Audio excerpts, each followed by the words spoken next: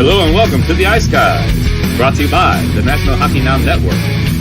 This is the show that takes you into the world of the National Hockey League. Every game, every day, from a betting perspective.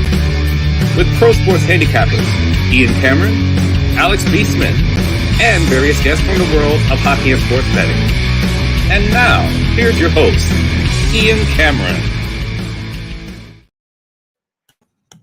Welcome to the Ice Guys, presented by National Hockey Now, Friday, January 27th. Ian Cameron, Alex B. Smith, Nate Rapensky, who will be with us on every other Friday, basically moving forward. Every 2 weeks on Fridays, we'll have Jimmy Murphy as well joining us later on in the show. So it's a packed house here on this Friday edition of the Ice Guys, and it's a good thing that we've got a packed card, more than usual on a Friday. Usually we only have 2, 3, 4 games on a Friday. Not the case today. We got 8 games on this NHL slate. So looking forward to breaking those down. First of all, Nate, we haven't seen you in a couple of weeks. How are things with you? Yeah. Hey guys.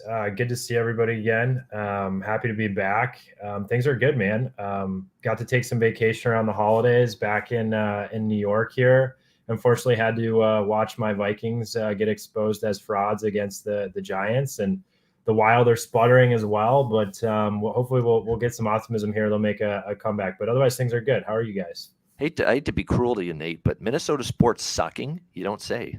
Yeah. I see Alex has the Hawks jersey on. I would make a comment, but they had a big win last night. So, like, it's probably the win you didn't want, right? You want to lose for Bedard, and now you're winning. Yeah, so. yeah. I don't get it. Just every night we seem like, oh well, okay, all right, we'll take our loss and get closer to the bottom of the barrel, and then here we go with a big win against a Calgary team, and it's just odd how they keep finding ways to win and when they really shouldn't be doing it. Yeah, exactly. And that's 2-0, by the way, as a starting goaltender for Jackson Stauber, son of Rob Stauber, journeyman goalie. Actually, it's funny. Kelly Rudy works the Flames broadcasts during the week. He's the color analyst for their TV games. And he was talking about how Rob Stauber was actually a teammate of his in L.A. for a little bit, a long time ago. So he remembers his dad very well. And that apparently he was talking with Jackson in the morning before the game yesterday, and they were talking about old Popsy Stauber. Jackson and Kelly Rudy, so definitely some connections there. And if you watch Jackson, he is a much more stable positioned goalie than old Rob. If you see some clips of Rob Stauber, he likes to come out of the net a little bit, just a little bit. Times have changed. The equipment's a little different. Yeah. No, there's no doubt but that was definitely a different era, especially when it comes to goaltenders. But yeah, that's where we'll start in terms of looking back on last night. The 2 -400 favorites both go down to defeat. The Colorado Avalanche losing to the Anaheim Ducks. And of course, as we just talked about, Calgary Flames losing to the Chicago Blackhawks last night. And if you look at it, the Anaheim and Chicago, they both played pretty well, and deserved the 2 points. I mean, even in the Anaheim-Colorado game as well. Colorado did outshoot Anaheim, but still, it was a good effort from Gibson. And Anaheim capitalized on their chances. Even though Colorado had the shots advantage, I don't think that was their best game. And you could tell. I mean, they were just a little bit out of position at times in their own zone. And a lot of those Anaheim goals, that's definitely something I noticed. And the Ducks take advantage of that 5-3 win. And certainly when it comes to Chicago-Calgary, Chicago was the better team. And even in that game where an 18-6 shots on goal in the third period for Calgary, but it didn't seem like many of those were dangerous, to be quite honest with you. And then in the first 2 periods, it was Chicago carrying the play. Another rough night for Markstrom, although I can't fault Markstrom fully. If you watch that game, there were terrible defensive coverages from the Flames throughout against that Chicago Blackhawks team. So very frustrating to have the full game over as the best bet, and it pushes. And if you would have told me Chicago scores 5 goals last night and I can't even win that over bet, I would have been shocked by that. And sure enough, that's the way it goes with only 1 goal for Calgary and a listless home effort. We'll see if they can bounce back. It's not going to be easy now as they go on the road to face the Seattle Kraken. Of course, we will tee up that game in a little bit. As far as the other games we saw last night, it was Tampa Bay beating Boston 3-2. Credit to the Lightning, played well. That was a great hockey game. Intensity, playoff feel to it, nastiness, very good, competitive, evenly played game. The only difference was a couple of defensive lapses from Boston, particularly on the go-ahead goal. You could tell the winning goal by Hedman, they didn't account for him jumping into the play.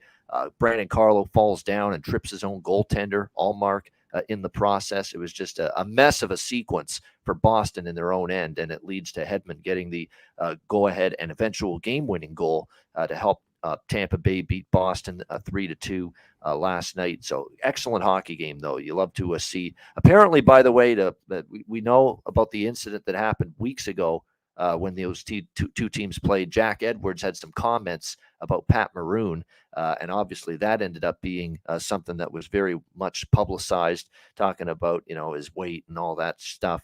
But apparently he sought out Pat Maroon yesterday before the game in Tampa to apologize publicly. So we do have to give Jack credit for doing that he went, he actually made a point of it, went to the Lightning dressing room. Boston Globe, a lot of different news outlets reported that this happened. So you do have to give him credit for that. He went to Pat and wanted to apologize and make amends for that. We all have our issues with Jack Edwards. He's loopy. He's a little insane at times, more than a little. But the fact that he was doing that and going to Pat Maroon and looking to apologize publicly in person, we'll give him some credit for that, no doubt. The other games last night, we saw Detroit in overtime beat Montreal 4-3. Solid win. I would have preferred them winning in regulation, but they do get the win 4-3 against the Canadiens. 3-2 Washington getting a shootout victory over the Pittsburgh Penguins, much needed for Washington as they had lost a few in a row. The Buffalo Sabres keep on winning on the road against above average teams. We've talked about this theory for several games now, and it just keeps coming to fruition. Another solid road win against a good team for the Sabres, really outplaying the Jets from start to finish, and they win 3-2 last night over Winnipeg. Nashville 6-4 over New Jersey. That game was flirting with the draw throughout, but unfortunately, Nashville takes a 2-goal lead. Jersey makes it 5-4. I think they have a chance to tie it, but then Nashville puts it away into the empty net for a 6-4 win there.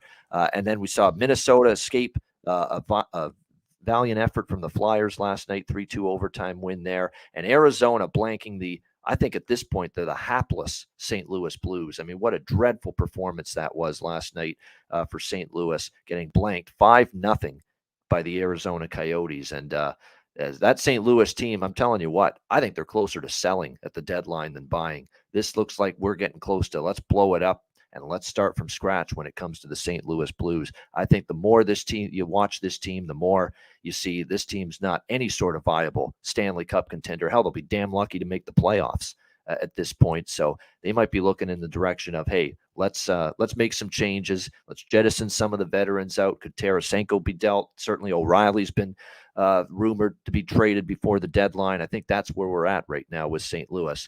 I think this is going to be a team that's certainly closing in on being sellers rather than buyers at the trade deadline. Alex, thoughts from you on the action from last night? Yeah, I mean, we start with that. Like you said, the Blues, I mean, this is a team that, like I said, at the beginning of the year, I didn't like the way that they were made up. I thought there were other, teams better in the Central, and I thought they would find themselves on the outside, and that's where they are right now.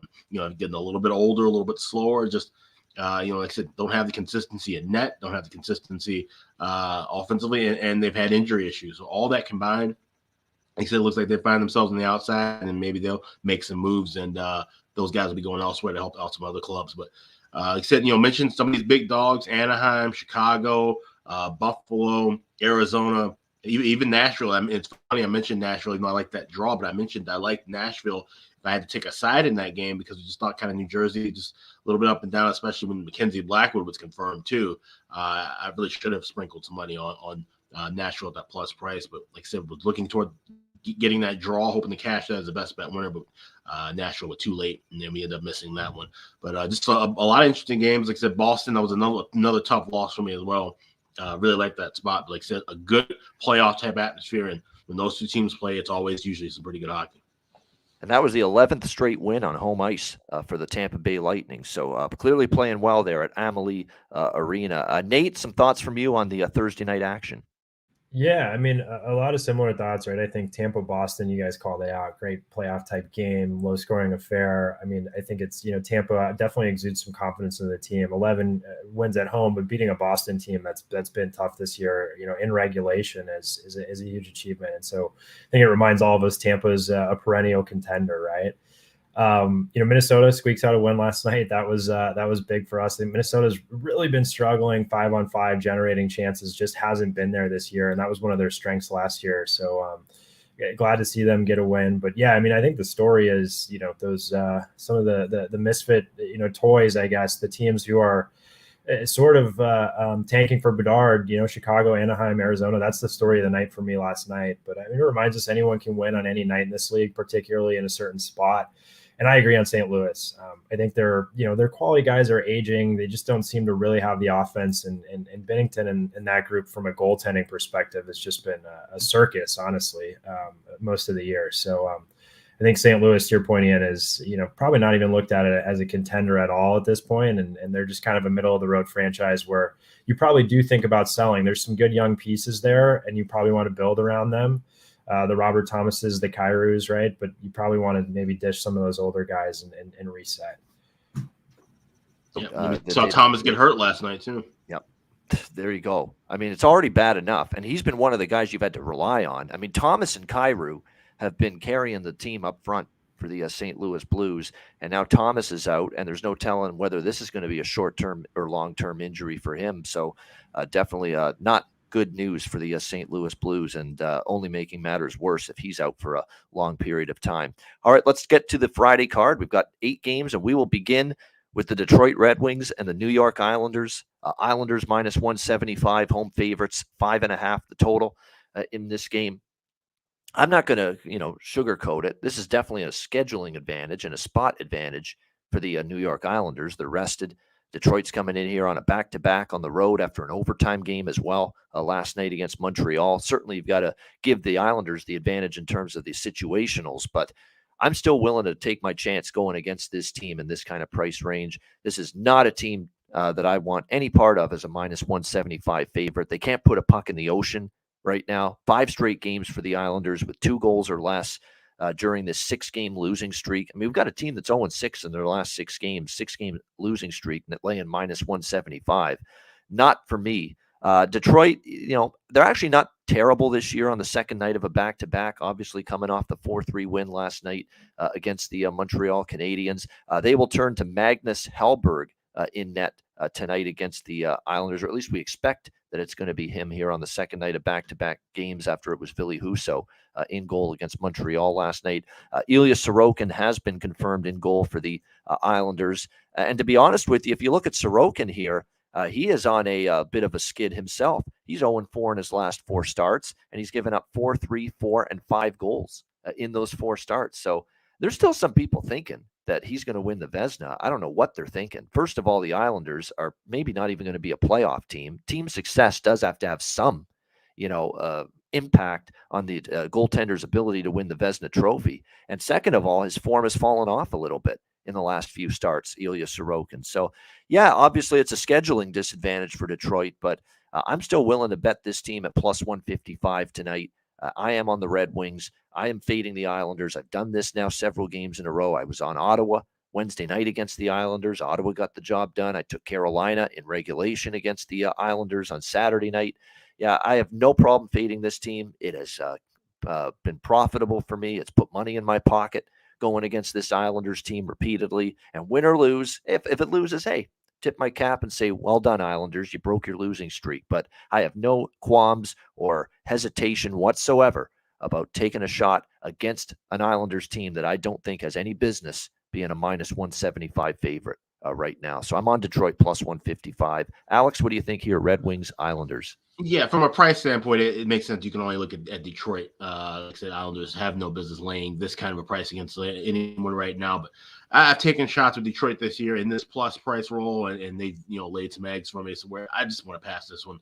This is one of the 2 teams that I just want to wait until after the break, and that's something you'll see now. From here until Wednesday, you're gonna a couple teams, maybe no more than 6 or 7, where I'll say, hey, this is a team I don't even want to touch until after the break, once they settle in and figure out what moves they're going to make. And these are 2 teams that, like I said, Islanders I haven't had a good read with all year anyway, but definitely wouldn't be laying a price with them even at home. So it's a pass. Yeah, right now they've got Anders Lee and Brock Nelson. Pretty much they're 2 guys that are the only guys capable of scoring right now for the New York Islanders. Everybody else is in a funk. Barzal's not playing great. Beauvillier's done nothing lately for the Islanders. I mean, it's just, and you go on and on. J.G. Pajot was actually a big he gave them a thrust of offense when they first got him from Ottawa a couple of years ago. That's completely disappeared, and they just don't have any punch offensively from their bottom six forwards, and that is an issue. And if you're not going to get that depth scoring, and most of your big guns outside of Anders Lee and Brock Nelson aren't scoring for you, that's how you get a team that has scored 2 goals. And the power play, don't even get me started with that. That power play is terrible. They can barely get set up in the offensive zone, let alone a fucking shot on net, let alone a great chance.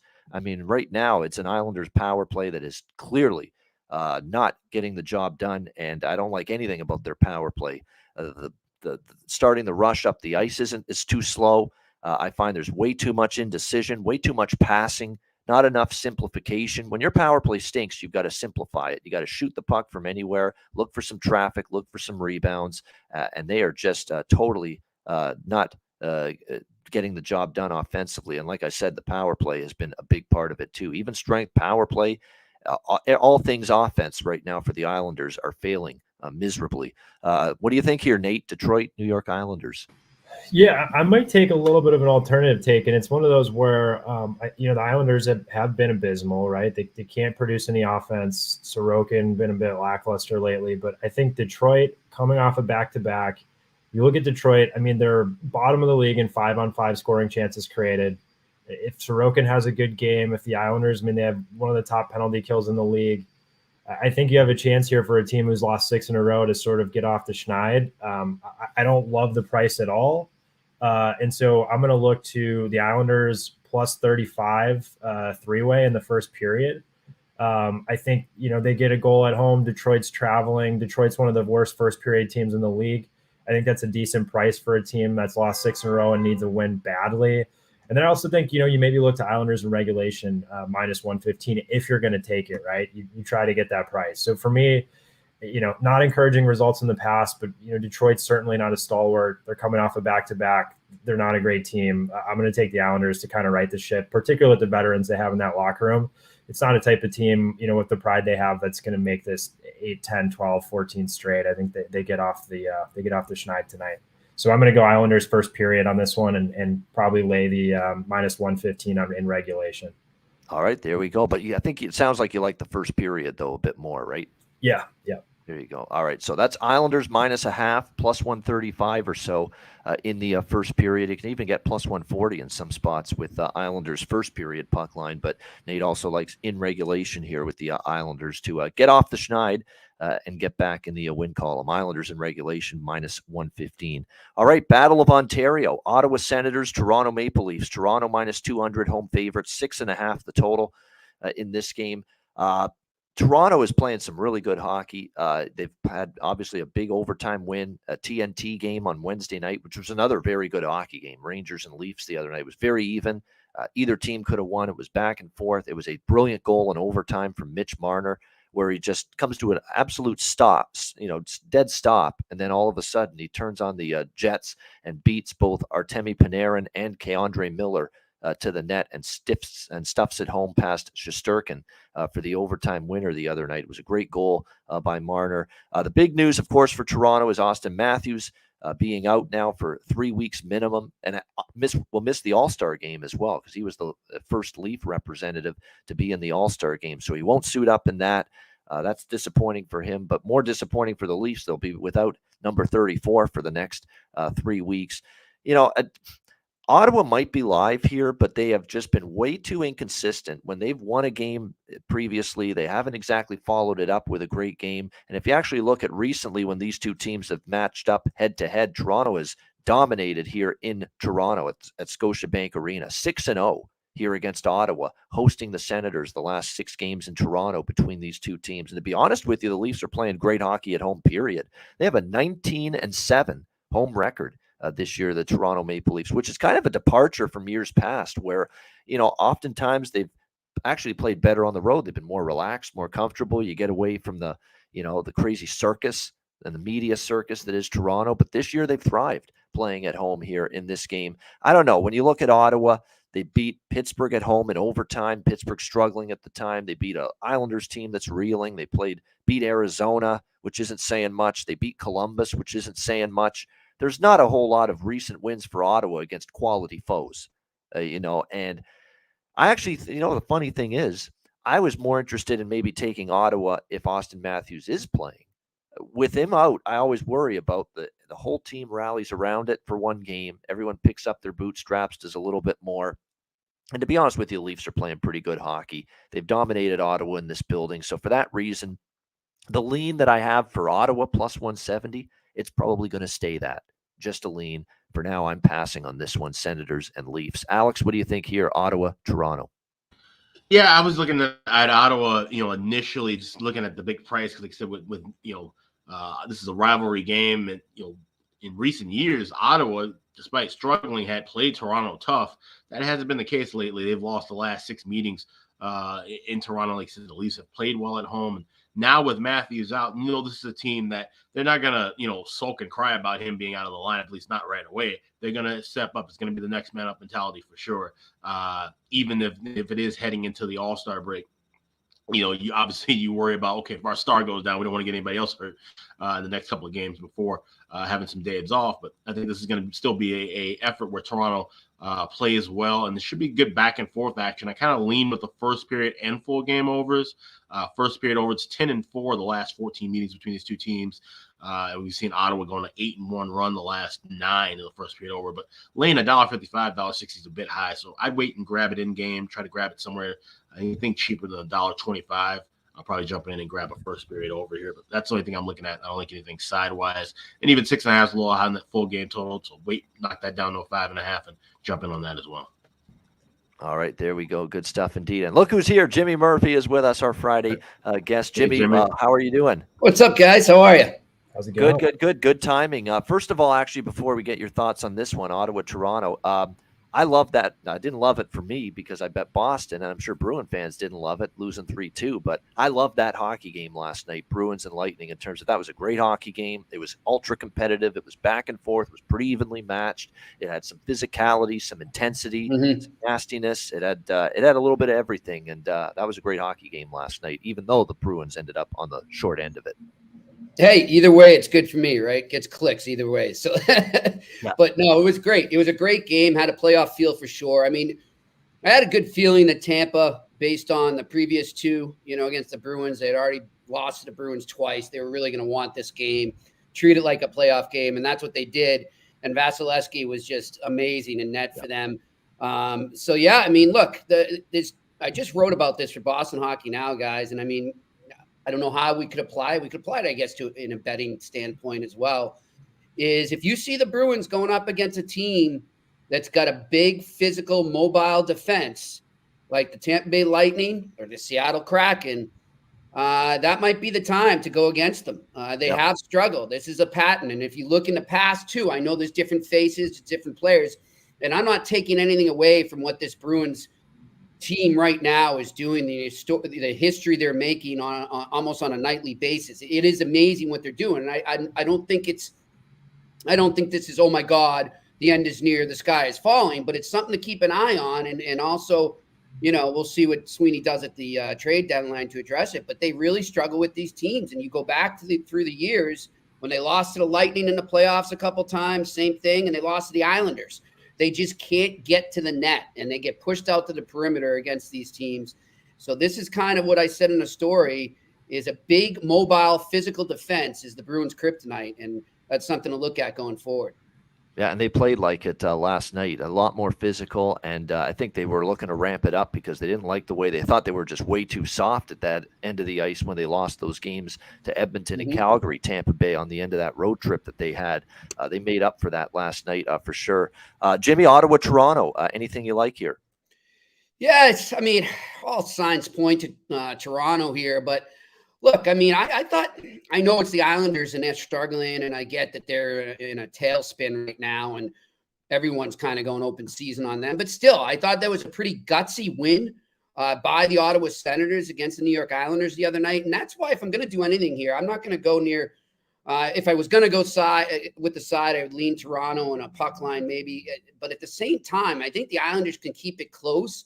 And I think they can keep it a little more low scoring than maybe some would expect. Usually we look at these two teams and then, you think it's going to soar through the over, but I would lean a little towards the under here. I think both teams right now need to show themselves that they can grind and play some playoff hockey. And I think that's the type of hockey we'll get tonight. Yeah, and Anton Forsberg is going to get the start, by the way, for the Ottawa Senators, and he's been better than Talbot lately. Mm-hmm. Talbot's had some issues. Talbot has really, really been fighting the puck lately, so they go with him. Matt Murray is in net for Toronto, and this was a tough call for Sheldon Keefe because I think all along the plan was Matt Murray to get this game, against his former team, but yet Samsonov, after the win against the Rangers, do you know that win now makes him 15-0-1 at home this year? I can't believe it. 15-0-1 as a home starting goaltender for Samsonov this year after that win against the Rangers. He's been lights out at home, I'm sure he was tempted because he's been the hot hand as the goaltender lately. Come right back to Samsonov tonight on home ice where he's been unbeatable. But they said, you know what? We got to get Murray in there. He's been sitting long enough. He's facing his former team. He should be fully motivated to play well, not just because he's a former team, but he sees what Samsonov's doing. If he wants more starts, he's got to step up and deliver and play well tonight. So I think you're actually going to see a good game out of Matt Murray. Just a hunch. His struggles, he did have some struggles in his last few starts, but just a hunch he's going to play well tonight for the Leafs. So that's exactly why I think I lean under as well. With the you look at Murray. I mean, that's a great point by you. If he wants to have this kind of resume into more of a rotation setup with the goaltending, he's going to have to stand up now or never and prove that he can be part of a rotation like that and not just be a backup. Samsonov's been unreal, and what a pickup. I knock Kyle Dubas as much as the rest of us, but no, you don't say. That's a great pickup by him to get Samsonov. I think a lot of people kind of laughed it off when it happened. It's been a wonderful pickup for them. Yeah. Well, I know Leaf fans have been calling him Kyle Doofus, over the years for a bunch of different things. But look, it was the ultimate roll of the dice, right? I mean, you let Campbell walk. And you bring in Murray and Samsonov, both guys that had brutal seasons last year, have been injury-riddled. And certainly in Samsonov's case, the early returns are very strong, no doubt about it. Nate, what do you think here? Sens Leafs? Yeah, I don't have a great feel for this one. I think Toronto's playing so well, but you guys have talked about Ottawa and sort of where they've been at too in terms of being competitive. I can't take 200 on the money line, minus 200, so not going to look there. Probably not puck line. I don't have a great feel for this one, so I'm probably going to pass. I did see Rich H, I think in the chat is his name, posted Brady Tkachuk plus 180 on anytime goal. I think it's interesting. Brady Tkachuk, you look at 5-on-5 chances, he's top 10 in terms of expected goals for. He's at 17. I think his expected goals is trending more towards 28, 29. So you see some, anomalies in shooting percentage there. He's been generating chances. He's been around the net. I think there's some potential look there. And then I think the Murray narrative is interesting, right?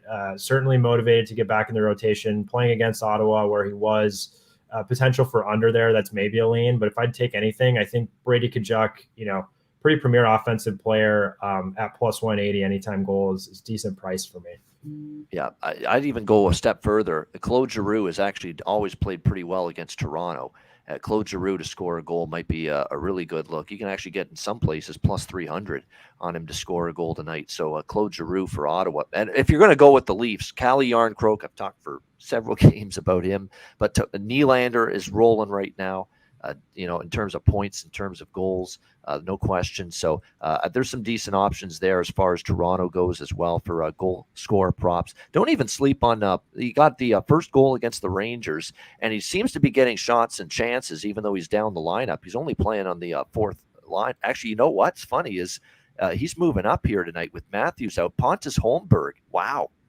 I like it even more now. Pontus Holmberg, second line center with Yarncroke and Nylander tonight. Some changes because Tavares is going to go up to the number one center spot with Matthews out, with Bunting and Marner. So Tavares goes up to the number one center spot. It looks like Holmberg between Yarncroke and Nylander on the second line. So I really like Holmberg props now. Holmberg had that great backhand past Shesterkin, the first goal the other night against the Rangers. And now he gets an even better spot in the lineup, playing with obviously very good players on that second line. I think that's a really good prop now on the Toronto side. Pontus Holmberg tonight, and you can get goal score prop for him at plus 500 at some spots tonight. So excellent value there, no question. All right, we move along to LA Kings, Florida Panthers. We've got Florida minus 140 home favorites, 6.5 the total in this game. I'm on LA here. I'm just I don't like Florida laying a price right now. I don't want anything to do with Florida laying a price right now. Defensively, they've had issues. They can still score goals, and I also like the over in this game. 6.5. I think you're going to see goals both ways. Florida at home has been scoring lately. If you actually look at their recent home games, 5 against Minnesota in a 5-3 win. They've put 4 on the board against Vancouver. And for the season on home ice, the Florida Panthers, they're averaging almost 4 goals per game, 3.8. Per game at home this year. Looks like Sam Bennett is going to play. There was some question. He sat out the last game, but it looks like he'll return with the lower body injury, but he'll be back in the lineup tonight. LA back-to-back wins on this road trip against Chicago and Philly after dropping the first game of the road trip against Nashville.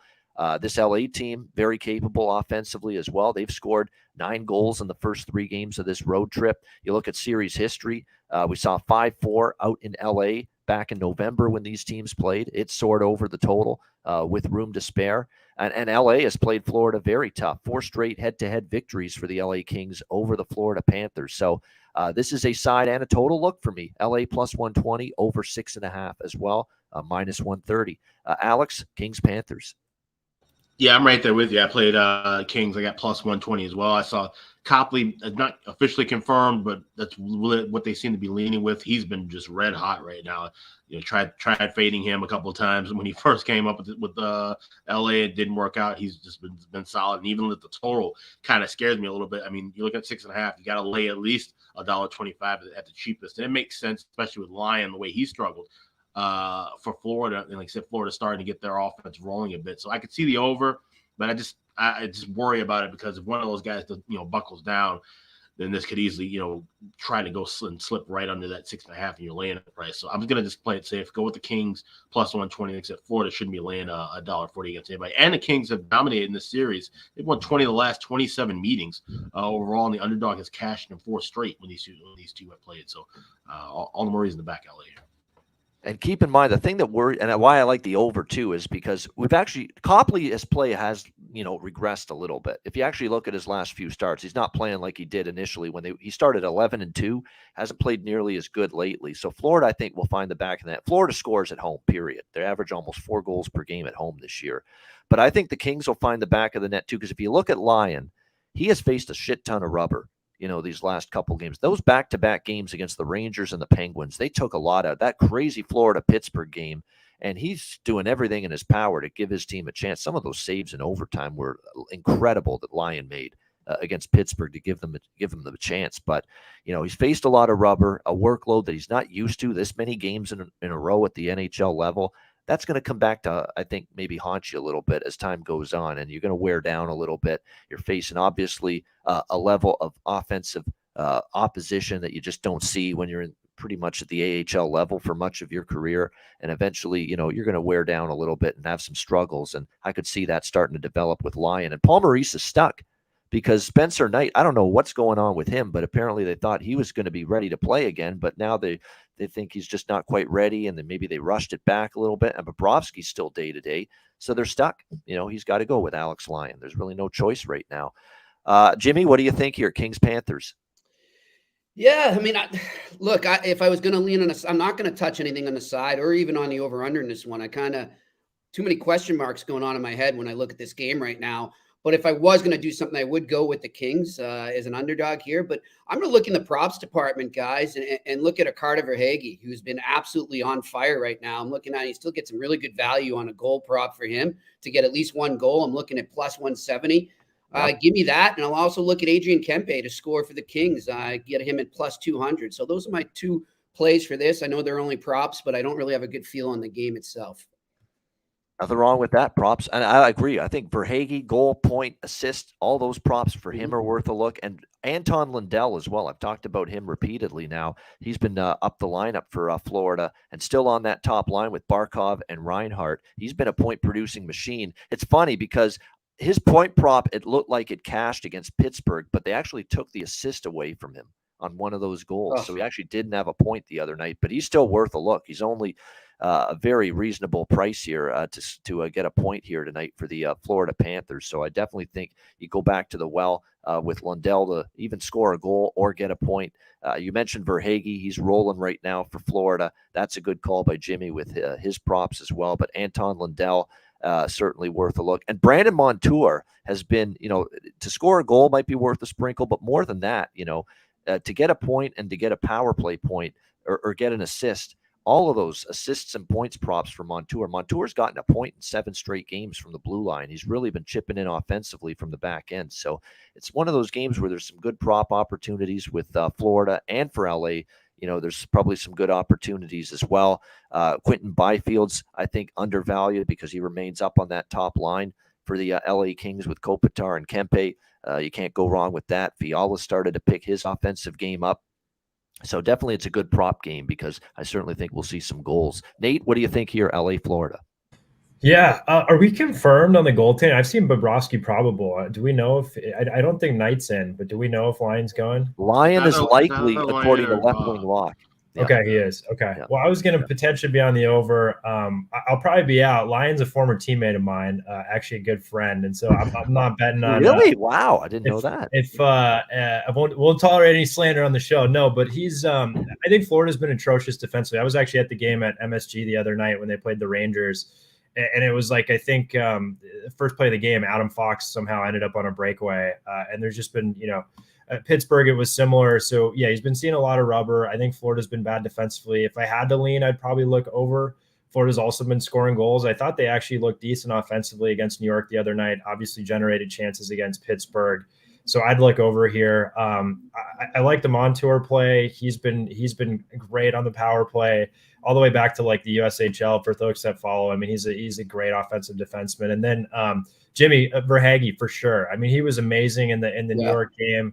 He was great against Pittsburgh again. He's just been generating great chances. I mean, him and Barkov and Lundell as well have been really the guys who've been stirring the drink for Florida offensively. So I like those props. I'll probably lean over, but I'm going to stay off the game and just kind of watch it as a friend.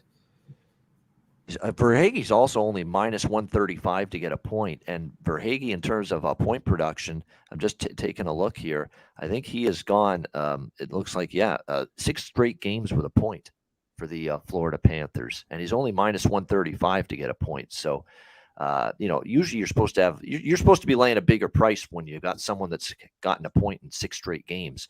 But Verhaeghe's still only minus 135 to get a point tonight. Where did you end up playing with Alex Lyon, Nate? I was at Yale when I was there. So he, I think, had one of the higher save percentages in the NCAA that year, and was the year I think we had the top penalty kill in NCAA history. I certainly wasn't on that penalty kill, I'll tell you that. That's probably why it was good. But he was an unbelievable college goalie, and obviously had a lot of success in the AHL. But he's a fellow Minnesotan too, so we go back a little bit. Yeah, he's been really good at the AHL level. Alex can attest to that. You've definitely noticed that Alex and a fellow Alex has played very well at the AHL level. Yeah, it's just been that, obviously NHL is the NHL for a reason. It's a totally different kettle of fish. It's a much taller order for any goaltender to shut down some of these players that are playing, the elite of the elite. When you're talking, playing goaltender at the National Hockey League level. So 100%. It definitely can be an adjustment for a lot of goaltenders. All right, next up, we've got San Jose and Carolina. Carolina minus 285, 290, home favorite, 6 the total in this game. I really don't have a whole lot here. Carolina team total, I considered it, but then I looked at San Jose versus Carolina, and do you know what the series history has been? Tight, competitive, close 1-goal games, and all of them under the total. So it makes you think, and I don't trust San Jose enough to go into Carolina and beat this team because Carolina's playing well, 5 of their last 6, and a lot of the losses they had, early in the month, they were out playing and out shooting and out chancing the opponent, but they ran into hot goaltending, in a lot of those games. Freddie Anderson's actually played very well for the Hurricanes since he's been back from his injury. Have to give him credit to be out that long and to still be that solid in net. Certainly he's played well. There's a hint that it might be Antti Raanta here tonight for yes, it will be. It looks like he's now likely Antti Raanta for the Hurricanes. He hasn't been that bad lately either. for them. So certainly I don't mind that. Reimer is going to be the goaltender here for San Jose. Carolina probably wins, but hey, after last night, maybe you never know, but they probably should win this game. But at the end of the day, minus 290. I don't love the team total when these teams have played tight, low-scoring games repeatedly each of the last 4 meetings. So it's a pass for me, side and total. Alex, what do you think here? Sharks, Hurricanes. I'm kind of bucking that trend. I'm actually going with the first period over. I think we can see some pace and tempo early, and then we see things slow down a bit. So it's one of those games where I like the first period over. I might try to look for a live under playing back the other way if we cash that. Like I said, with these big favorites, we've been warning you for the last 3 days. We've seen at least one go down. We had 3 of them go down yesterday. You do not want to take a chance, and even trying to look for team totals and things of that nature. I mean, we all like the team total with Calgary yesterday. They only get 1 goal, so you have to be really careful. Carolina's got a couple of guys going to the All-Star game. Maybe they're at home, but maybe they're kind of looking ahead to things, making their plans, they're getting their travel arrangements in order, not focusing on this game, especially against a weak team like San Jose. Next thing you know, Sharks take a 2-0 lead after 20 and can put them away. So definitely don't want anything to do with the side. Like this first period over, and would maybe look for a live under later on in the game. Yeah, no doubt. And it is worth noting, I don't want to say look ahead spot because Carolina, it doesn't mean for sure this means they're losing tonight, but they have Boston coming up on Sunday, and obviously playoff rematch with a rematch of the first round last year between those two teams. And so this is a little bit of a tricky situation. And look, San Jose has actually played them tough. Like I say, 1-goal games each of the last 4, and all of them pretty much staying under the total as well. Like a lot of 2-1, 3-2 with these 2 teams. But Alex liking the first period over here. Jimmy, how about you? San Jose, Carolina. Yeah, look, I'm going to jump on that first period over as well. And I'm going to stay in the first period and take a little money line on the Sharks to come out and maybe catch them by surprise there in the first period, get some really good value there. So give me the Sharks in the first period. Yeah, and I find when Carolina's done that at times where first period they get behind against an inferior team, but then still come back and win the game. They've done that a lot more than just lose the game outright. So I think if you like San Jose, I think at the very least you want to split it up. First period, full game, or just do first period. What do you think here, Nate? Sharks, Hurricanes? Yeah, not a great feel. I mean, you look to Carolina, they've been playing well lately, but the price is too steep. Even the puck line's steep. I probably look, maybe under for the game. Stay away from the first period, and maybe even Sharks plus 1.5 at I think is what's now even money at a couple sites. So maybe you look at, per the history you talked about, Sharks keeping it close. I also think Reimer, right? If you're looking for a motivational reason, former Hurricane, probably wants to have a good showing against that organization. Those things at play. So maybe I look under 6, or if you can get a live total, if that first period over goes under 6.5, under 7. But that's kind of my lean, but nothing really strong on this game.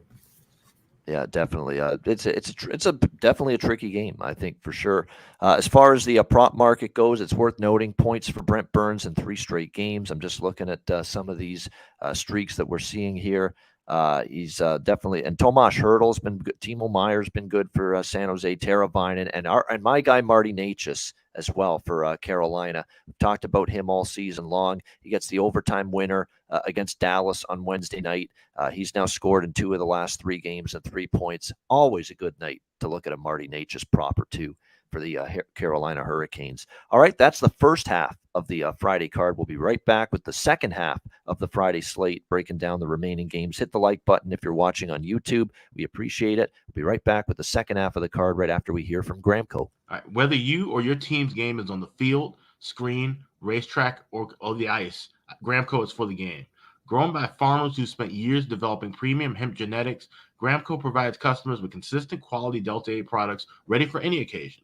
Gramco currently offers numerous Delta 8 products such as vape cartridges, disposable vapes, pre-rolls, gummies, wake and bake coffee, and more. Gramco offers an enjoyable legal high delivered discreetly and directly to you, and is also available at many American retailers as well.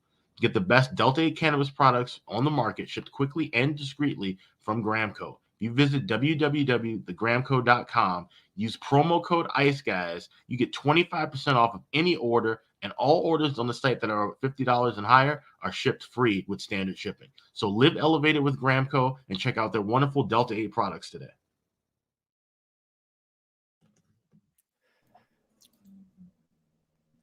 All right, we're back here on the ice, guys. And yeah, Brent Burns has, by the way, gone over 2.5 shots on goal in 9 straight games. But unfortunately, the juice with that is minus 175. But if you're willing to lay the juice, obviously he's gone over 2.5 shots, 9 straight games. To get a point, minus 160, a little high, but certainly he's gotten points in 3 straight, and he's facing his former team. So that definitely, in theory, still makes sense. Again, if you're willing to pay the price and lay the juice, Brent Burns props, shots on goal, points, anything like that, probably are worth a look here tonight for Carolina in this one. All right, next up as we continue along, we got 4 games left. Vegas Golden Knights, New York Rangers.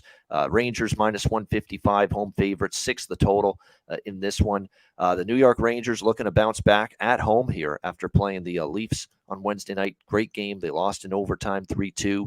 Looking to bounce back. They've been very good off a loss lately, the Rangers. Each of their last 3 games, they bounced back with a win the very next game. I kind of wanted to take the Rangers here, but again, the price minus 150, minus 150. Vegas is slumping 1-5 in their last 6 games, and it's all kinds of issues for Vegas right now. Namely, a lot of issues with them. They miss Mark Stone. It goes without saying. They're still without Shea Theodore and Zach Whitecloud, 2 very good defensemen.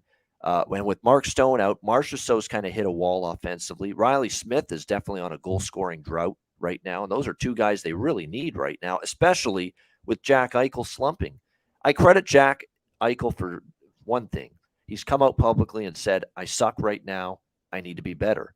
I need to be better. And I give him credit for that, admitting it, saying it publicly. But now you got to take those words, my friend, and turn them into some fucking action, okay? Because you got to get going here. He has got 1 point for the Golden Knights in the last 7 games. I mean, you got to be better than that, especially when Mark Stone's out, and so much is relied upon for him on this Golden Knights team. They rely on offensively, and again with Marchessault kind of struggling a little bit in a bit of a slump. Riley Smith's offense has tapered off of late. They need Eichel right now, and Eichel, unfortunately, can't find him with a telescope right now in certain games for the Vegas Golden Knights. Aiden Hill will be in net for Vegas tonight. He's actually got a 10-4 record as a starting goaltender this year for the Golden Knights. His numbers aren't bad. This isn't a huge drop-off, at least at the moment, going from Logan Thompson to Aiden Hill, because Aiden Hill's been solid. We'll see how he fares here. You would expect it to be Igor Shesterkin tonight for the New York Rangers. I don't believe it is a back-to-back for the Rangers. No, they don't play tomorrow. So I would expect Shesterkin to be in net. Like I said, I was interested in the Rangers, but not at minus 150, minus 155. So I'm probably going to end up staying off this game, at least from a side and total perspective. Maybe look at a couple props. And Philip Hedl is the prop that stands out right now. He is rolling at the moment for the New York Rangers. And since Gerard Gallant put that kid line back together, which was so good in the playoffs, of course, Philip Hedl centering Capo Caco and Alexis Lafreniere, they've kind of gotten that chemistry back together again. So definitely Philip Hedl worth a look tonight in the prop market. Alex, what do you think here? Golden Knights, Rangers. Yeah, this is a pass for me. If I were to play anything, I'd probably actually lean toward the under 6. Just looking at some trends, Rangers are 5-0 to the under the last 5 games on a Friday, which I usually don't like those daytimes, day of the week stats. But this one's kind of a bit prevalent because usually those Friday games tend to be at home for the Rangers. So that's something of a trend. I always talk about like the Hawks with the 6 o'clock Sundays. There's certain time slots and certain teams, certain days where you can kind of line up those trends. And this may be one of them. We've seen Vegas, of course, like I said, having some issues offensively. So maybe a lean toward the under, but it's more like going to miss my card. All right, Jimmy, how about you? Vegas, Golden Knights, New York Rangers. Yeah, first off, I got to tell you too, guys, that Gramco, Alex sent me a nice gift packet, and I can vouch. Very, very good. The wake and bake coffee, I don't know how much wake, but definitely bake. Yeah. So there you go. Nice. Definitely appreciated that little gift. Yeah, look, guys, I'm with Alex on that, and I was actually going to bring that up, how tough they are on Friday nights at MSG. That's always, through the course of history, been a tough spot for visitors, is going into MSG on a Friday night. So with that, and just the way the Vegas Golden Knights kind of, I know Eichel, we're focusing on him, but the team in general, guys, has really not been that great since the end of November. If you look at their record, I don't have it right in front of me, but I'm betting it's not too high over 500. I mean, they're not in a good place, and nobody's really talking about it. I'm very interested to see what happens with them at the deadline, if there's a shakeup there. It's not going to be behind the bench, you would think. I mean, Cassidy just got there, but I wonder if there's a major trade coming in Vegas. We'll see what happens. As far as this game goes, yeah, ride the Rangers here, and Jimmy Puckline, Rangers -1.5. There you go. Jimmy Puckline for the first time on this show for Jimmy with Rangers -1.5. All right, Nate, how about you? Golden Knights, Rangers. I was going to say the same. I mean, I don't love either side. I think the Rangers beat Florida the other night, but I thought they got outplayed. Obviously, I think we're vastly outchanced in that Toronto game, although it was a close game. I think Toronto had the better of the 5-on-5 play. It feels like New York's just so power play reliant, but Friday night in MSG, there's a different energy. I think if I was going to play anything, I agree with Jimmy. I'd probably go Puckline on the Rangers. You have Aiden Hill, who hasn't been bad for Vegas, but they have a lot of defensemen out. Zach Whitecloud's, a big defensive stalwart for them. Obviously Theodore. So I'd probably play the Rangers -1.5 too at a pretty juicy +158. Right, that's a good price for a team at home, and Vegas missing some guys. So I'd go Puckline as well. All right, Rangers puck line for Nate here as well. All right, next up here as we continue along on this Friday card, we have next up New Jersey and Dallas. It is a Dallas -155, home favorites, 6 the total in this one. The money coming in on Dallas here, and look, I get it. New Jersey's on a back-to-back on the road. It's not exactly advantageous. It looks like Jake Ottinger in net for the Dallas Stars, which is pretty much what we expected. Should be Vitek Vanacek in net for the New Jersey Devils after we saw Mackenzie Blackwood. And predictably, with Mackenzie Blackwood in net, they lost last night. Shocker. Can't believe it. But nevertheless, 6-4 loss to the Nashville Predators.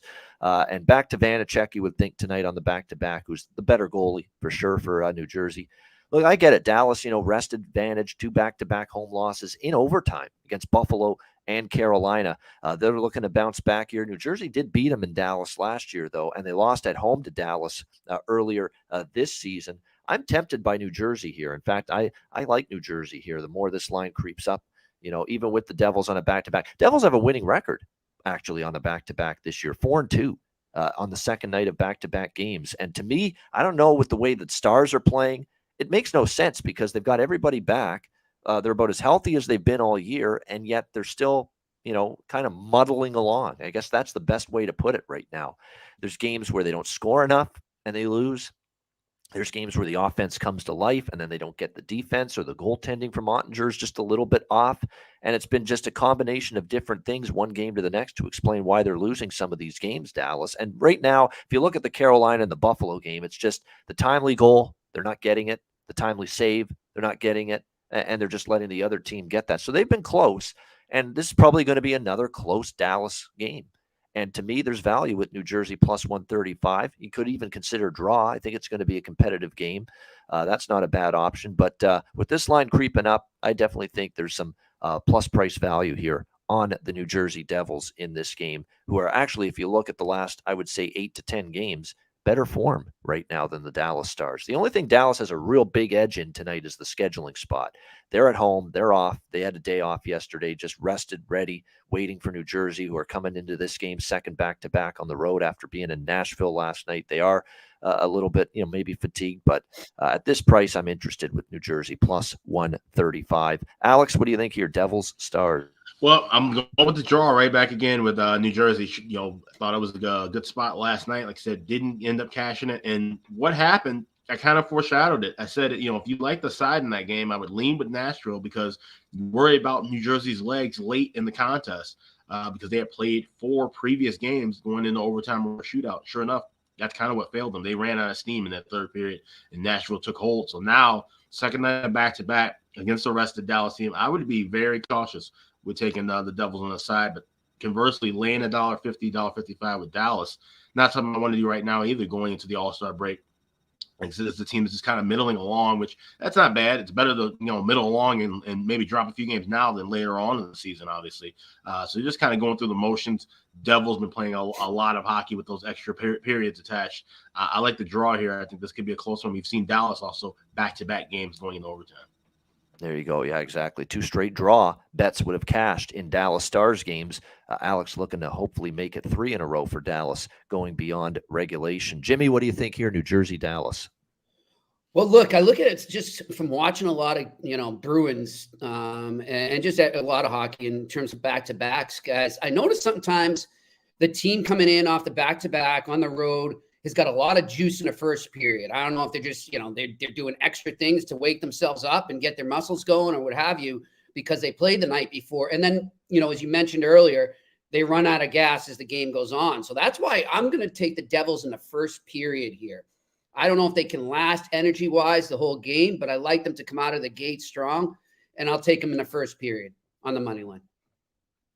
All right, there we go. First period for New Jersey for Jimmy. All right, Nate, how about you? New Jersey, Dallas.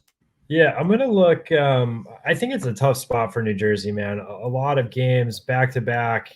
Obviously, a tough one last night that was tight. I'd maybe look Dallas in regulation, -105 if you're looking for a better price. I like Dallas here or lean them, but I wouldn't want to eat the -155. I also like Rupe Hintz to score tonight. I think he's +180. He was out I think he's been back for 2 games now. He was out for a handful of games. He's got his sea legs back under him. I think him at plus, I looked at it, I think it was +180, +182. Rupe Hintz, I'd like to score. He's another guy I back in the day played in Bismarck, juniors in Bismarck, and Rupe Hintz flew to Bismarck when he was 15 years old to practice with our team. I don't know what the hell he was doing there, but he basically took 2 looks at Bismarck, and he was so skilled. But I mean, this was a league of 20-year-olds, and he just wasn't really fit for it yet. And he was there for a day and was like, I'm getting the hell out of here. He didn't speak a word of English, and basically left 2 days later. But then lo and behold, 3 years later, he was a first-round pick or whatever. So we'll call it the Bismarck Bobcats goal prop. I'll go Rupe Hintz at +180, +182, and then I'll take Dallas in regulation. Look at these connections for our guy. Yeah. Here. I mean, Alex Lyon, freaking Rupe Hintz. I mean, my goodness, the connections are endless right here. Yeah. I can't say me and Rupe ever had a conversation because he didn't speak any English. So we were both just kind of talking around each other. I think he said Jimmy John's, I think was the one thing he said in English. He wanted to go Jimmy John's. So that was that's where we had it. But, big connection. Yeah, of all the things I can think of when you don't speak English, what's one of the most important things to know to say? Jimmy John's. Jimmy John's, for sure. Take me there. Nevertheless, that's pretty cool, though. But he's certainly turned into a nice NHLer, hasn't he? Great player. Very impressive. Great player, and has certainly made an impact. Great offensive player. Really can do a bunch of different things. He's a very good vision on the ice, playmaker. Obviously can score, find the back of the net, and he's been a great find for the Dallas Stars, no doubt.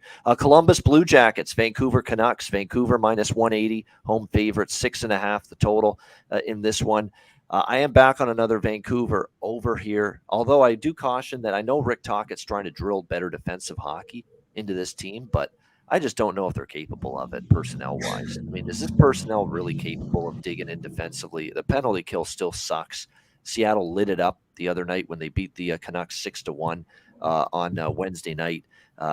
Rick Tocchet took till game number 2 as head coach of the Canucks for him to call out the team and start saying they're soft and they got to play a lot better, and didn't take long. Welcome to Vancouver, Rick. Welcome to Vancouver.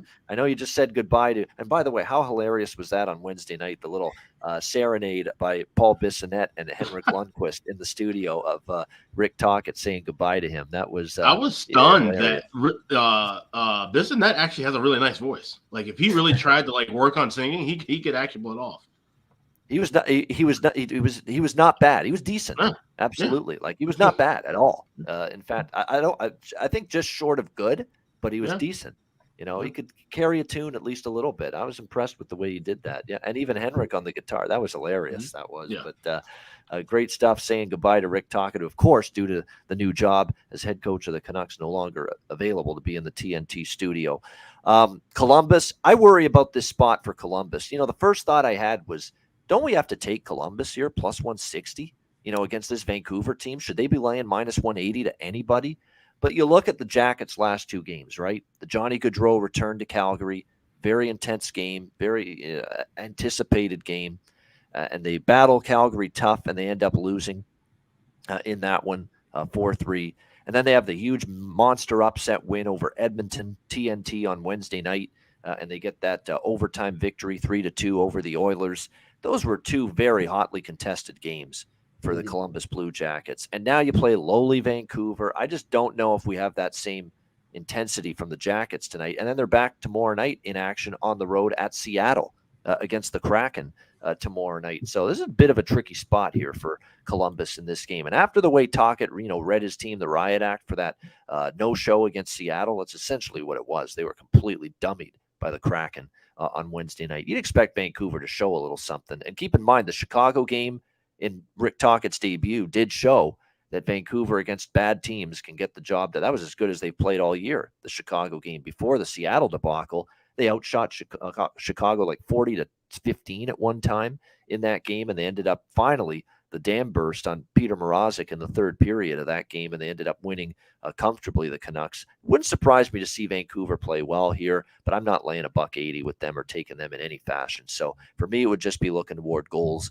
over 6.5 in this game. I think if you like Vancouver here, maybe you jump on them in the first period, potentially. That's not a bad consideration. You'll get the -0.5 at a plus price. That may not be a bad way to go. What do you think here, Alex? Columbus, Vancouver?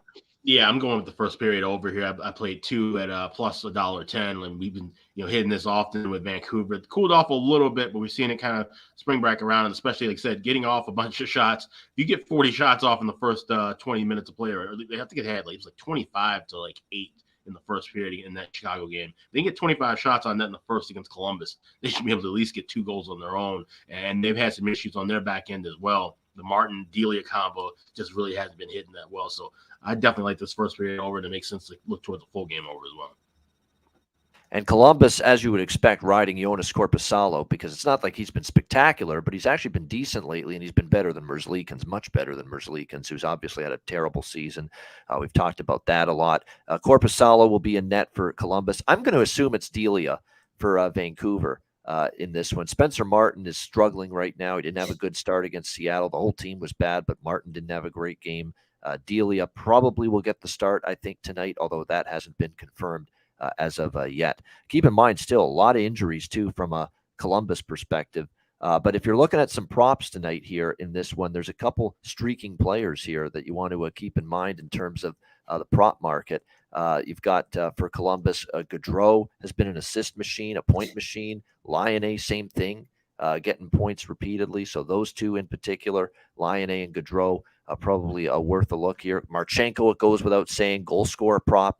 He has been lighting it up lately for the Columbus Blue Jackets. That's a good goal scorer prop look in this game. Marchenko as well. Jenner has come back from his injury, the captain of this team, and he's made an impact at times as well. So some decent prop looks. For Vancouver, I'm going to go back to Connor Garland. Connor Garland played under Rick Tocchet in Arizona, and in the first 2 games under Tocchet here in Vancouver, Garland's played some much better hockey. He's been more noticeable. He's had chances. He's had the puck on his stick. He's been shooting the puck more. He's capitalized. He's gotten a couple points as well. So the point prop on Garland, maybe to score a goal. Anything Connor Garland, I think worth a look tonight in the prop market for Vancouver. Jimmy, what do you think here? Jackets, Canucks. Great minds think alike there, man. I was liking Garland as well to get a point at least, and I'm going to jump on the goal prop as well. And look, Kuzmenko, I mean, they just locked him up, and they did that for a reason. He's been great this season for them. So give me a goal prop on him. Otherwise, I'm staying away from the side and the over-under. I like that first period over. I might jump on that, but I'm going to stay away other than that. Yeah, and he's plus 325 to score a goal tonight, Garland as well, and only minus 120 to get a point. So those are great props. I'll be betting both of those. What do you think here, Nate? Columbus, Vancouver? Yeah, I think it's tough. I kind of lean towards Vancouver puck line, but I probably wouldn't bet it. I mean, you like to think with a new regime in Tocchet, right? Guys are kind of committed to trying to prove themselves and reestablish things, but it's kind of weird. Usually when you see a mid-year firing, like it's like the coach and the message has gone stale, but you saw these guys come out and publicly vouch for Boudreau, right? So it just doesn't feel like one of those situations. I don't know which way Vancouver is going to go. I could see it getting worse yet. So I'd probably play the over, what's been, kind of steady with Vancouver as of late.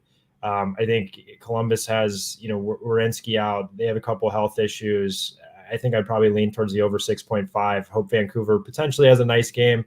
And then, they're going to give up some goals on the back end as well. So, look for maybe a 5-3 Vancouver win or something. Yeah. And by the way, Boone Jenner with goals in 3 of the last 5 games for Columbus. So if you want a goal prop on Boone Jenner, it's not a bad consideration as well tonight. For this game. And of course, obviously returning recently from injury, again, has goal prop isn't it's not the bargain bin price you typically get from some of my recommendations, but still 3 of the last 5 games, it'd probably be something you'd want to maybe look at betting here tonight as well. All right, maybe the game of the night, final game of the card here, Calgary and Seattle, a good divisional battle here. We've got Seattle minus 120, home favorites, 6 the total in this one. This just feels like everyone's watched Calgary look pathetic last night, dreadful, right?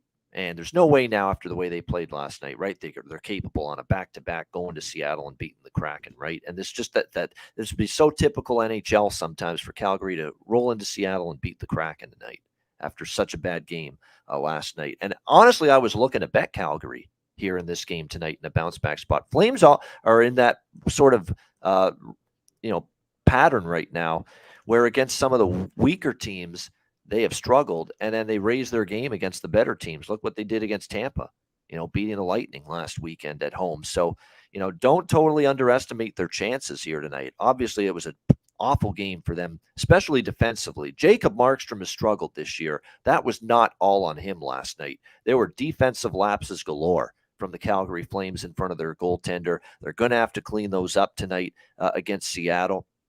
The Kraken, of course, have been sitting at home. They're in the middle of a 5-game homestand.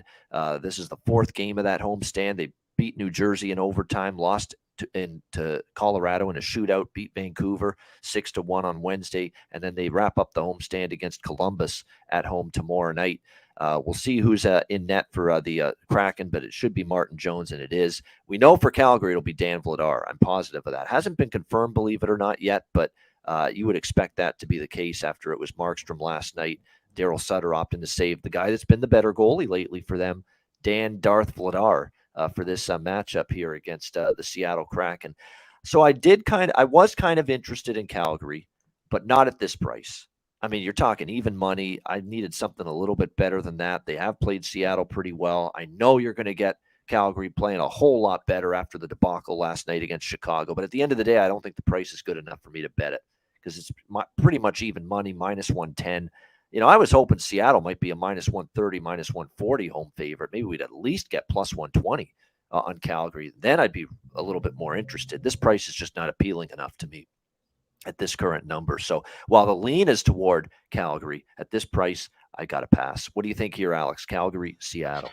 Yeah, I think this might be a good live over game. I'm seeing it at 6, which that isn't bad. I would lean to the over at 6, but I think I would wait and try and get a 5.5, maybe even a 4.5. I think this could be a bit of a tight battle. Like I said, Calgary, the way they played last night, I think they want to get back to basics, get back to controlling the puck, limiting Seattle's chances, and playing a little bit tighter. I think we'll have some chances to let that number drop down to maybe even a 4.5, laying, let's say, $1.20, and then we can jump on that over, and that's when the game will kind of open up. So I expect a slow first period, expect things to open up kind of later in the second and third. And I'm not looking at a side here. So Calgary coming off of a bad game. This is the last game before they head to the break, so they definitely want to be amped up. And like I said, playing against the division rival should be a fun one to watch. Yeah, definitely. I want to point out something, and this was a great tweet from someone I believe that covers the Calgary Flames on Twitter, and this is significant. We know Chris Tanev is one of the best shutdown stay-at-home defensemen they have, right? No doubt about it. And obviously he's now injured, and he's missed, I believe, the last couple of games. Actually, it was just the last game that he missed for Calgary against Chicago. He was out for due to an upper body injury. He's questionable for tonight here on the back-to-back. But the Calgary Flames this season, when they've had Chris Tanev on the ice, 22-19. When they haven't had Chris Tanev, 1-7. How about that record? 1-7, the Calgary Flames without Chris Tanev in the lineup.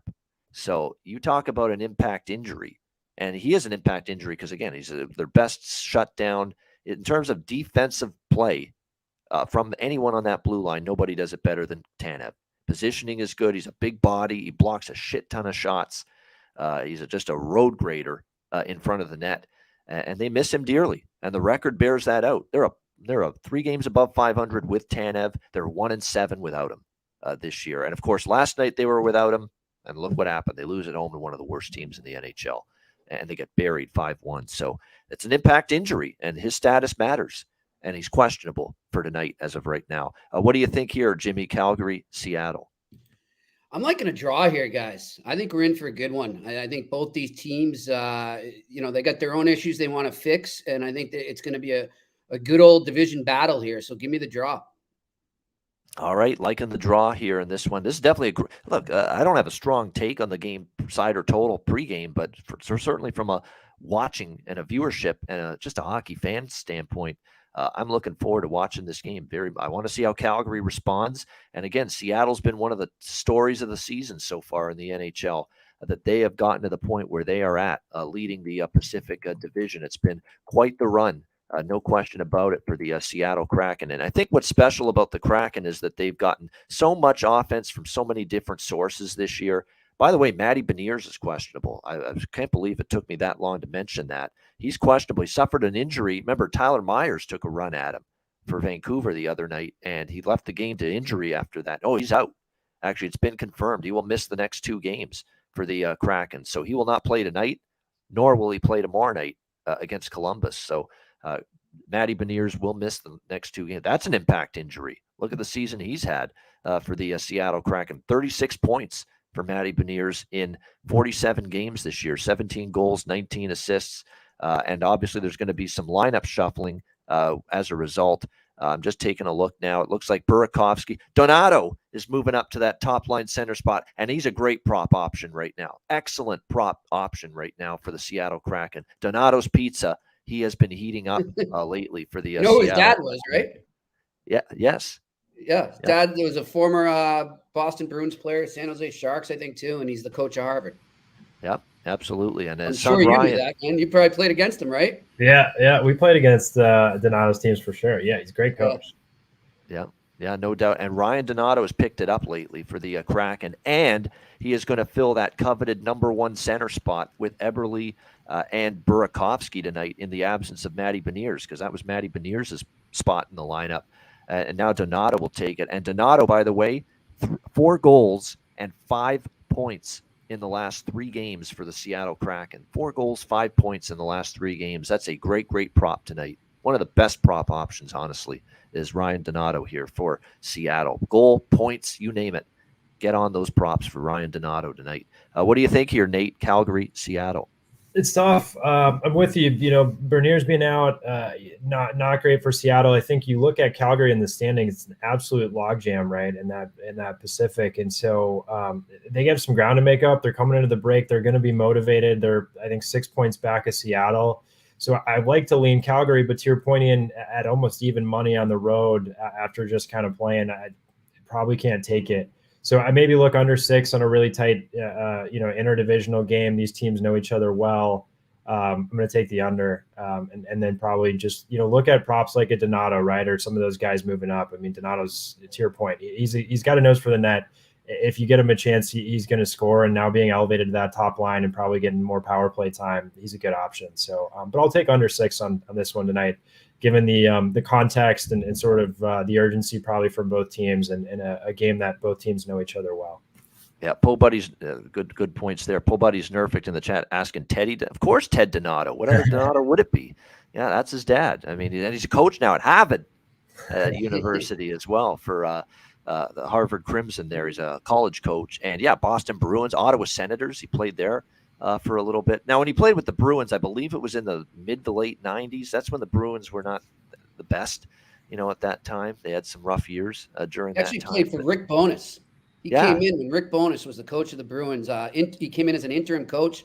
Bruins that year it was a crazy year. They ended up losing to the Penguins in the conference final. They got swept. That was the year the Penguins won their second straight in '92. But yeah, that's how far back he goes. That was his first year. He came straight from the Olympics right to the Bruins. You can tell Rick Bowness has been I heard a little a snippet of his press conference yesterday. I love Rick Bowness. Before the Buffalo game. He was chirping Rob Ray before the game, saying we had Billy Heward and Denny Vial when he coached Ottawa, and I had to keep them stapled to the bench when they say, "Oh, Rob Ray's on the ice, coach. Get me out on the ice. We got to fight this guy." And it took everything in my power, Rick Bowness was saying, to keep them on the bench. We had to change the damn rules in the league because of you, he said. Yeah.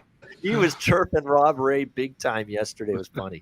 Nice. In the pregame media conference before the Jet Sabres game. And, of course, Rob Ray's in town because he's working the Sabres television broadcast these days. So that was pretty funny hearing that. Rick Bowness giving the gears to Rob Ray yesterday. That's how far back Rick Bowness goes. Like, he was coaching Ottawa in the early 90s there. And, yeah, Denny Vial was on those teams. And, yeah, Vial and Ray had some fucking classic fights, classic legendary battles. Back in those days, no question about that. All right, great stuff. That is the Friday card. Awesome to have a full house today. Alex B. Smith, Jimmy Murphy, Nate Rapensky.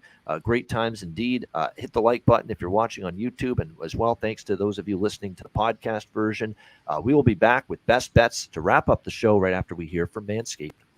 Support for the Ice Guys is brought to you by Manscaped, our good friends at Manscaped, who are the best in men's below-the-waist grooming. Their products are precision-engineered tools for your family jewels. Manscaped's Performance Package, the ultimate men's hygiene bundle. Join over 7 million men worldwide who trust Manscaped with this exclusive offer for you, courtesy of the Ice Guys.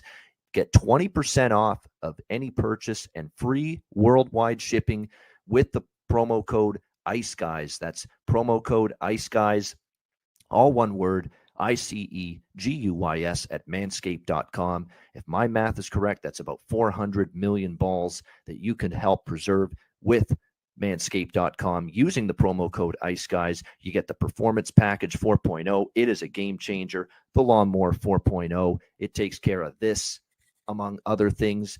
It'll keep you trim as can be. The Lawnmower 4.0, waterproof. Same thing with the Weed Whacker, which takes care of your ear hair, nose hair. I mean, nose hair in particular. You know, I'm getting up there in age, and nose hair is becoming definitely more of an issue. This will take care of it. It feels like someone's tickling the inside of your nostrils sometimes. It pisses the hell out of me. It bothers me. I need to take care of that shit. This will take care of it for you. The Weed Whacker makes part of the package that you get with your Manscaped purchase, and the Manscaped Performance Package 4.0. You also get the ball toner. You also get the ball deodorant, keep you smelling good and looking good and feeling good down in the nether regions. This package is really going to make you feel good and look good and look better, slim, trim. That's what it's all about. And manscaped.com can help you out with that. So make sure you take advantage of this. Manscaped.com. Get 20% off and free shipping with the promo code IceGuys at manscaped.com. That's 20% off with free shipping at manscaped.com, and use the promo code IceGuys. Unlock your confidence and always use the right tools for the job with Manscaped.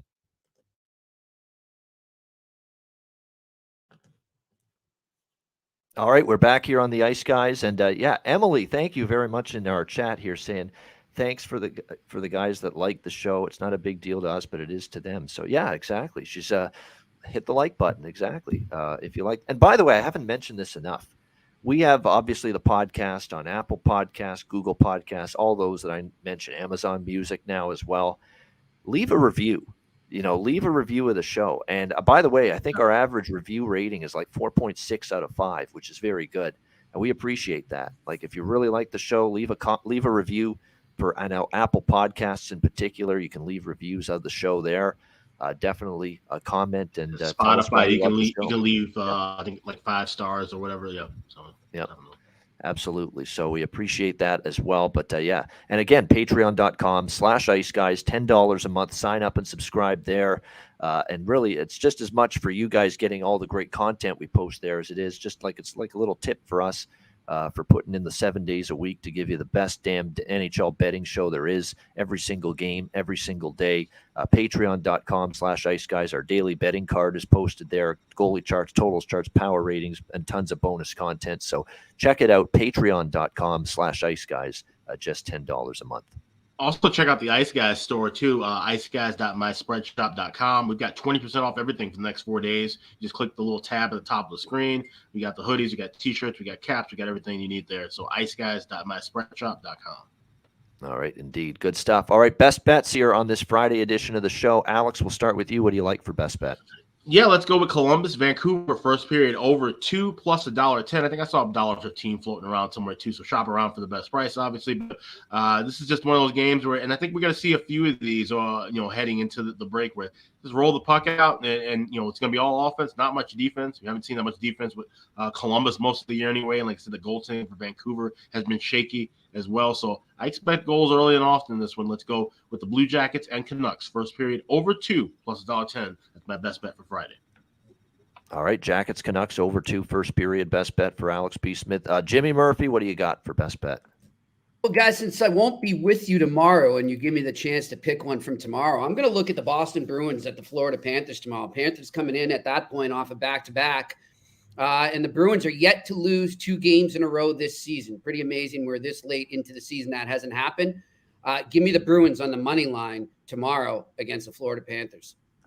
I think Jimmy just revealed one of my plays for the card tomorrow as well. So there you go. I like that spot as well. Boston money line against Florida for Saturday. That's Saturday, tomorrow's slate.